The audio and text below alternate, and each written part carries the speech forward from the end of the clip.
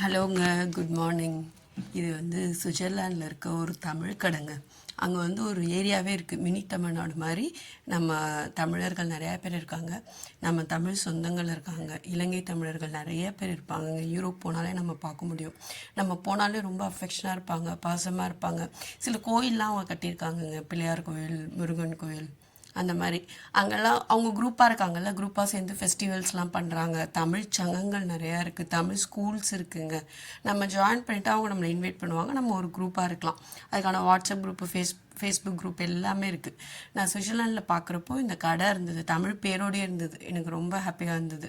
நம்ம கூட இங்கே தமிழ் பேர் வைக்க ரொம்ப யோசிக்கிறோம், ஆனால் அவங்க பாருங்களேன், தமிழை ஒரு நாள் கூட விட்டு கொடுக்க மாட்டாங்கங்க. தமிழ் இந்த மாதிரி உலக அளவுக்கு வளர்ந்த காரணம் அவங்களோட பங்கு மேஜராக இருக்குது அப்படின்னு நான் ரொம்ப நினைப்பேங்க. ஏதோ இலங்கையில் போர் பண்ணோம், அவங்கள அழிக்கலாம் அப்படின்னு நினச்சாங்க. கடைசியில் தமிழ் அழியலை, இன்னும் விருட்சமாக மாதிரி உலகம் ஃபுல்லாக பரவறதுக்கு உதவியாக இருந்தது அந்த போர் அப்படின்னு தான் தோணுது. தமிழை அழிக்க முடியாதுங்க, அதுதான் நான் ரொம்ப தெரிஞ்சுக்கிட்டது. எல்லாருக்கும் தமிழ் தெரியுங்க. இன்டர்நேஷ்னல் லெவலில் நம்ம தமிழ்னு சொன்னாலே நமக்கு பெருமையாக இருக்கும். அந்தளவுக்கு தமிழ் ரீச் ஆகிருக்கு அப்படின்னு நான் சொல்லுவேன். நான் ஸ்டே பண்ண இடத்துல ஒரு நார்த் இந்தியன் பொண்ணு ஒருத்தவங்க ஸ்டே பண்ணாங்க. அவங்களுக்கு தெரியல, எனக்கு ஹிந்தி தெரியாது, அவங்களுக்கு தமிழ் தெரியாது. But all over the world என்ன நினச்சிட்ருப்பாங்க, ஹிந்தி தான் நம்மளோட நேஷ்னல் லாங்குவேஜ்ன்ட்டு நினச்சிட்ருப்பாங்க. பட் கான்ஸ்டியூஷனில் அப்படி இல்லைல்ல, அது நிறையா பேருக்கு அது தெரியாது. ஸோ அவங்க எங்கிட்ட நிறைய டிபேட் பண்ணுவாங்க. நான் திருப்பி சொல்லிவிடுவேன், இல்லைங்க, இந்தியாவுக்கு ஒரு லாங்குவேஜ்னு கான்ஸ்டியூஷனில் எங்கேயுமே இல்லை. நம்ம கம்யூனிகேஷனுக்காகவும் ஈஸி என்கேஜ்மெண்ட்டுக்காகவும் கற்றுக்கலாம், அதை நான் தப்பாக சொல்ல மாட்டேன், கற்றுக்க வேணாம் நான் சொல்லலை. பட் அது இருந்தால் தான் இந்தியன் சொல்கிறது, அது எனக்கு உடன்பாடு இல்லை. ஸோ நான் அதை சொல்ல மாட்டேன். ஆனால் அவங்க ரொம்ப அதில் ஸ்ட்ராங்காக இருந்தாங்க. நான் ஆர்கியூ பண்ணிவிட்டு விட்டுட்டேன். பட் நாங்கள் 2 பேரும் சேர்ந்து ஒரு கடைக்கு போயிருந்தோம். அது ஒரு டூரிசம் சென்டருங்க, ஜெர்மனியோட டூரிசம் சென்டர் மியூனிக்கில்.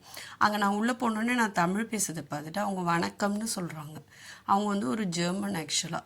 ஸோ அவங்களுக்கு தெரிஞ்சிருக்கு தமிழ் மொழி கிட்ட தான் இவங்களுக்கு வணக்கம் சொல்லணும்னு. அந்த பொண்ணுக்கு ரொம்ப அப்செட்டாக போயிடுச்சுங்க. நம்ம தமிழ் உலக மொழிங்க, அது முன்னாடி எப்படி நிற்க முடியும்? ஸோ நீங்கள் எங்கே போனாலும் இந்த மாதிரி ஆட்களே இருந்தால் கூட நீங்கள் தெளிவாக எக்ஸ்பிளைன் பண்ணுங்கள். நமக்கு ஹிந்தி தெரிஞ்ச ஆடட் அட்வான்டேஜ், தெரியலங்கிறதுக்காக நம்ம காம்ப்ளெக்ஸாக ஃபீல் பண்ணுறதுக்கு இங்கே எதுவுமே இல்லை அப்படின்னு தான் நான் சொல்லுவேன்.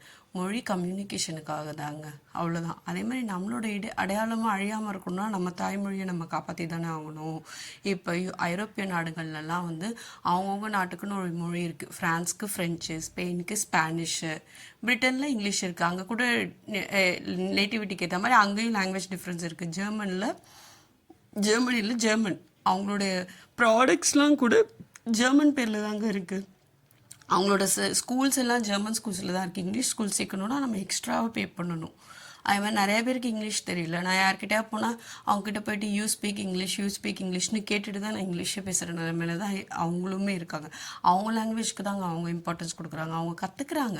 பட் ஸ்டில் ஐடென்டிட்டிக்காக ஹிஸ்ட்ரி இருக்கலாம். யூரோப்லலாம் அது ஜாஸ்தியாக இருக்கனால அவங்க நேட்டிவிட்டியோடு வாழறாங்க, அப்படி தான் நான் சொல்லுவேன். நான் எப்பயுமே எனக்கு என் மனசுக்குள்ளே ஒரு ஃபீலிங் இருக்கும், நம்ம யூரோப்பில் இருக்கிறதோ தமிழ்நாட்டில் இருக்கிறதோ ஒன்றுன்னு எனக்கு தோணுங்க. ஏன்னா நம்மளும் நேட்டிவிட்டியை விட மாட்டோம், ஐடென்டிட்டியை விட மாட்டோம், அவங்களும் விட மாட்டாங்க. அதுக்காக அடுத்தவங்களை ரெஸ்பெக்ட் பண்ண மாட்டாங்கன்னு அர்த்தம் இல்லை. அவங்க கண்ட்ரியில் போய் நம்ம வாழலாம், நம்ம லாங்குவேஜ் பேசலாம். இப்போ நம்ம தமிழ்ச்சங்கம்லாம் அங்கே இருக்குது, அவங்க பேன் பண்ணலையே வேறு லாங்குவேஜ்னு சொல்லி, அவங்க அதையும் வெல்கம் பண்ணுவாங்க. நம்மளும் அப்படி தான். பட் நம்மளையும் நம்ம காப்பாற்றிக்கணும்னு நினைக்கிறோம், அவ்வளோதானே. இது ஒரு பெரிய தப்பாக நம்ம பார்க்க முடியாது. நமக்கு நம்மளது முக்கியம், அதுக்கப்புறம் தான் அடுத்தவங்களோடது இல்லை அப்படின்ட்டு தோணும். நம்மளை மாதிரி அவங்களும் இருக்காங்க அப்படின்னு எனக்கு ரொம்ப இதாக இருக்கும். எனக்கு அப்படி தான் தோணும். எப்போயுமே நான் தமிழ்நாட்டில் இருக்கும்போது நான் யூரோப்பில் இருக்கேன் அப்படிங்கிற ஃபீலிங் தான் எனக்கு இருக்கும். ஹிஸ்ட்ரியும் பாருங்கள், அவங்களுக்கு நல்ல வரலாறு, நமக்கும் நல்ல வரலாறு இருக்குது. அப்படிங்கிறத விட இங்கே இருக்க எல்லாருக்குமே வரலாறு தெரியும். தமிழ்நாட்டில் இருக்க எல்லாருக்கும் தெரியும். எல்லா கட்சி அரசியல் தலைவர்களும் வரலாறு பேசுவாங்க. ஏன் ஒரு காமன் மேன் கூட இங்கே வரலாறு பேச முடியும். அந்தளவுக்கு நம்ம ஹிஸ்ட்ரியை பதிச்சிருக்கோம் அப்படிங்கிறதும் ஒரு பெருமைப்பட வேண்டிய விஷயம் இல்லையா? இன்னொன்று என்ன அப்படின்னா, வரலாறு ரொம்ப முக்கியம் தோழரே அப்படிங்கிற மாதிரி ஹிஸ்ட்ரி தெரியலனா நம்மளோட ஃப்யூச்சர் இல்லைங்க. ஏன்னா ஹிஸ்ட்ரிக்கு ஒரு டெண்டன்சி இருக்குது. என்ன அப்படின்னு சொன்னால், history repeats on its own when we didn't learn from our mistakes அப்படிம்பாங்க. ஏன்னா ஹிஸ்ட்ரிக்கு ஒரு கெப்பாசிட்டி இருக்குது, திரும்ப திரும்ப நடக்கிறதுக்கான கெப்பாசிட்டி ஹிஸ்ட்ரிக்கு இருக்குது. சாரி, அப்படி தான் தோணும். அப்படி இருக்கிறப்போ வந்து நம்ம ஹிஸ்ட்ரியை மறந்துட்டோம்னா திருப்பி அந்த விஷயம் நடக்கும்ல. இதை நான் ரொம்ப ஸ்ட்ராங்காக நம்புவேங்க. இது என்னோட நம்பிக்கை. அதனால தான் நான் ஹிஸ்ட்ரி படித்து வச்சுருக்கேன். அதே மாதிரி அதை ஷேர் பண்ணவும் எனக்கு இன்ட்ரெஸ்ட்டு, கேட்குறதுக்கும் எனக்கு இன்ட்ரெஸ்ட் யாராவது சொன்னால். உங்களுக்கு பிடிச்சிருந்தால் லைக் பண்ணுங்கள், சேனலை சப்ஸ்கிரைப் பண்ணுங்கள், கமெண்ட் பண்ணுங்கள். பாய்.